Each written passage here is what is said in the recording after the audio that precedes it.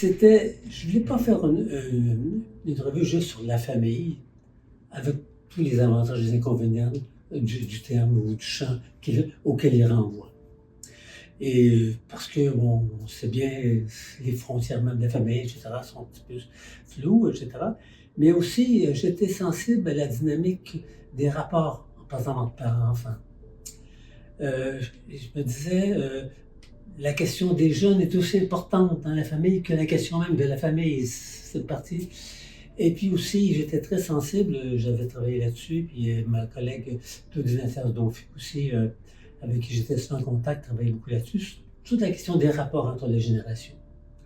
Alors donc, assez rapidement est venue l'idée de faire une revue qui tiendrait compte de l'ensemble de la dynamique intergénérationnelle, une certaine temporalité peut-être, dans un certain sens, et que donc, en mettant plus que le mot famille dans la revue, ça ouvrirait un petit peu le champ des études ou des publications où on voit la famille en elle-même, mais aussi dans son milieu, en interaction avec d'autres milieux, d'autres temporalités et tout. Donc, c'est un petit peu l'idée de...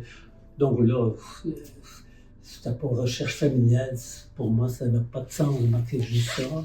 Bon, et bien sûr, donc, je suis enfant, famille, génération, on couvre un spectre comme relativement large, où c'est le champ de la famille, mais pas exclusivement. C'est aussi les frontières, c'est aussi les rapports à d'autres milieux de vie.